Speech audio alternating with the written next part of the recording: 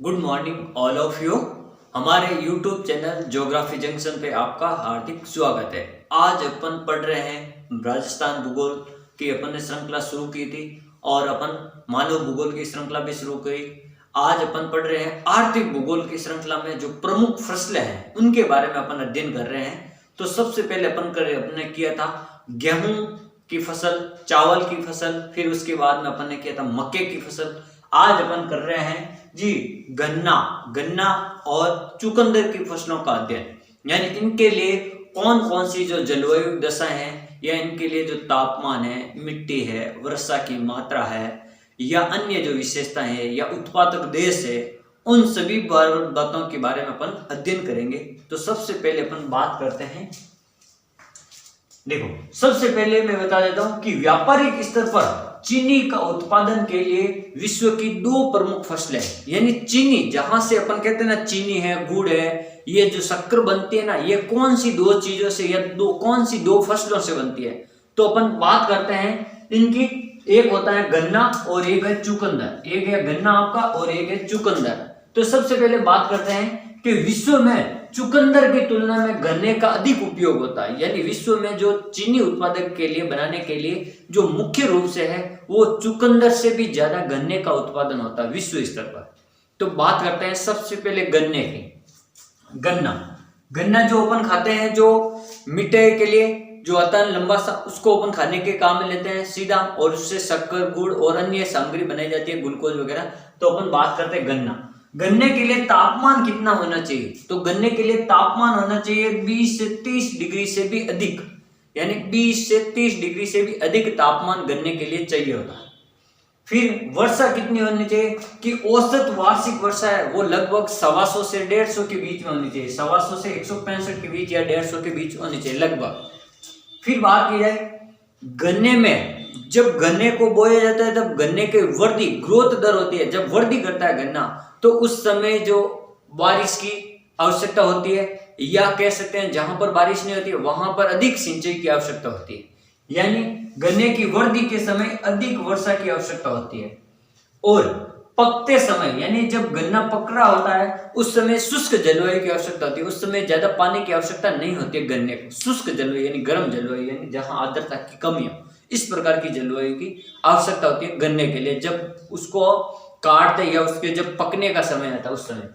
फिर मिट्टी की बात की जाए गन्ने के लिए, तो लावा की मिट्टी होती है ना, जो अपन कहते हैं आग्नेय चट्टानों से निर्मित या ज्वालामुखी से निर्मित जो मिट्टी होती है लावा, उसकी, जैसे कांप अथवा दोमट मिट्टी भी अपन कह सकते हैं, कांप अथवा दोमट मिट्टी, जिसमें आर्द्रता अधिक दिनों तक बने रहने, यानी नमी अधिक दिनों तक बने रहने वाली ऐसी मिट्टी होनी चाहिए, जो दोमट और अपन कह सकते हैं कांप मिट्टी।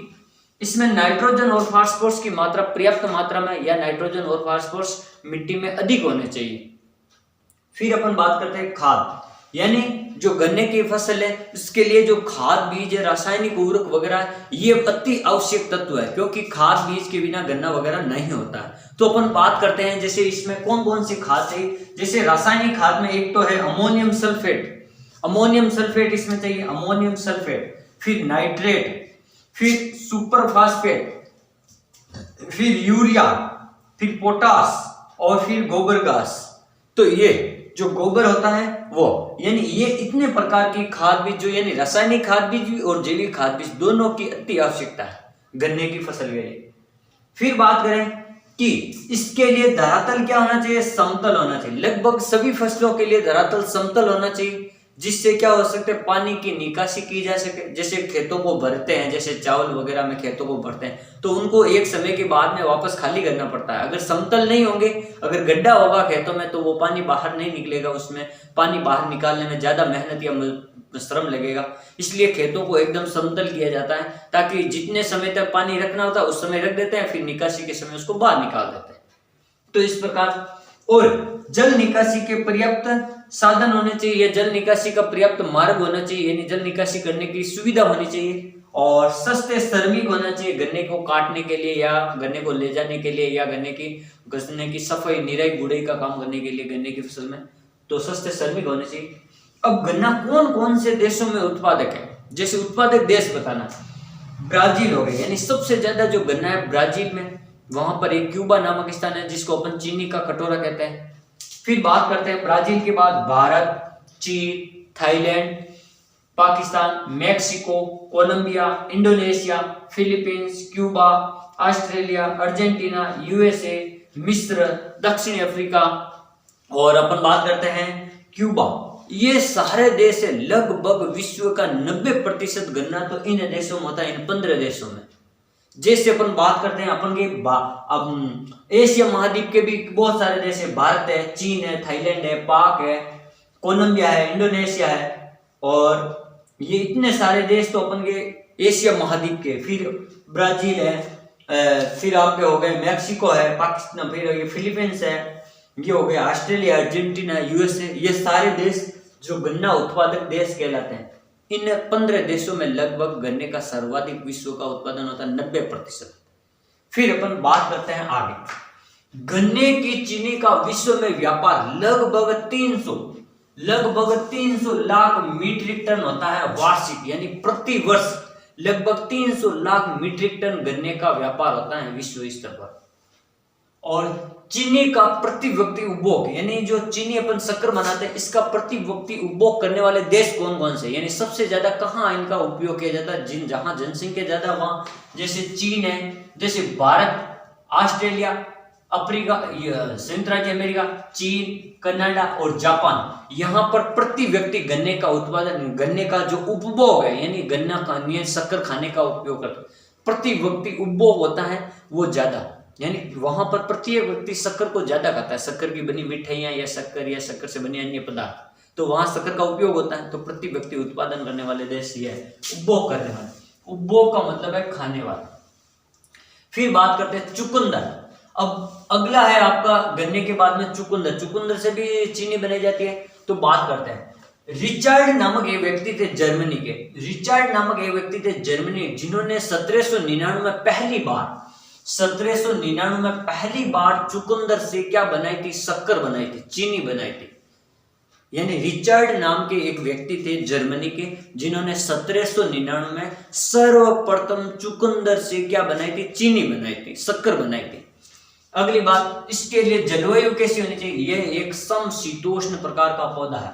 कौन सा है, समशीतोष्ण, यानी ज्यादा ठंडा। यहां पर पर्याप्त मात्रा में नमी होनी चाहिए इस पौधे के लिए।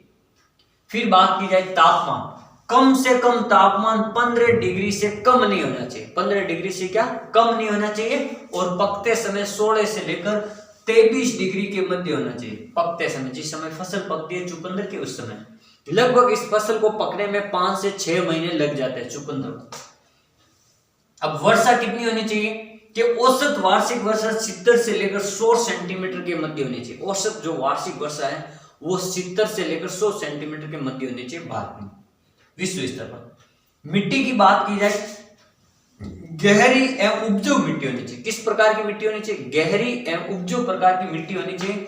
दोमट या बुरबुरी रंग की मिट्टी होनी चाहिए, जिसमें खाद की मात्रा आवश्यक होनी चाहिए, यानी खाद भी अति आवश्यक है चुकंदर के लिए। समतल भूमि होना आवश्यक है, सस्ते श्रमिक होना आवश्यक है। अब श्रम किस प्रकार से, मानवीय श्रम है, जो मानवीय श्रम है वो अधिक आवश्यकता होती है। यानी चुकंदर की जो फसल होती है इसमें मानवीय श्रम अधिक लगता है, मशीनों से काम कम होता है और मानवीय श्रम अधिक लगता है, क्योंकि उसको उखाड़ने में ज्यादा समय लगता है।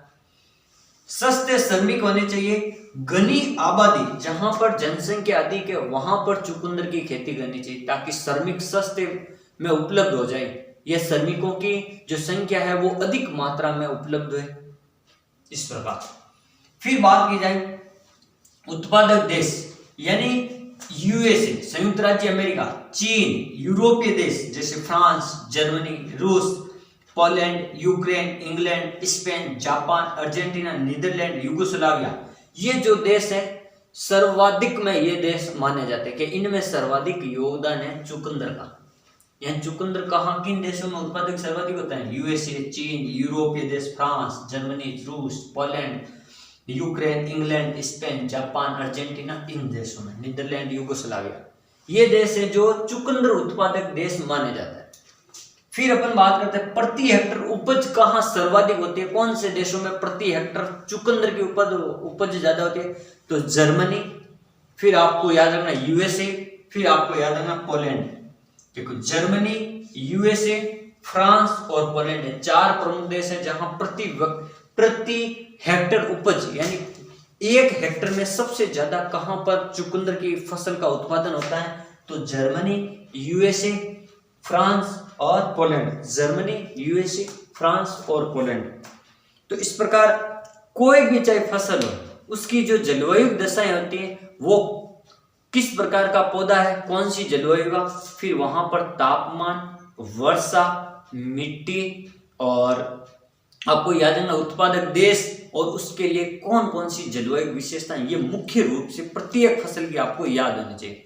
जो फसल हमारे सिलेबस में हो, जैसे हमारे सिलेबस में है गन्ना और चुकंदर, तो अपन ने इन फसलों के बारे में पढ़ा कि गन्ना और चुकंदर सर्वाधिक कौन से देशों में उत्पादक देश हैं और इनकी फसलों के लिए कौन कौन सी जलवायु दशा है। थैंक यू, धन्यवाद।